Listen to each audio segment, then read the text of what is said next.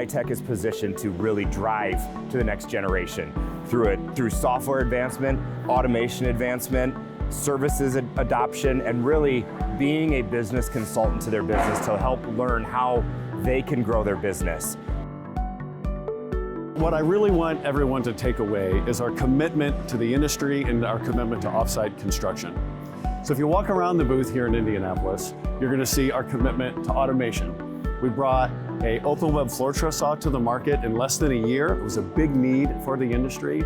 We also brought our brand new Blade 2 saw, which is the next generation of our flagship linear saw for this market. We also have classes all day long about how component manufacturers can learn about open web floor truss sales in their market, learn about our production software, and learn about more automation techniques. The new future of automation looks differently for MiTek, primarily in the way we resource the innovation capability.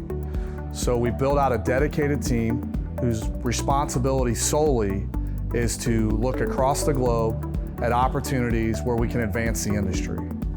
It's not a new tool to an existing tool set. It's a complete new approach to manufacturing components. We have the opportunity at MiTek to integrate beyond just equipment or machinery.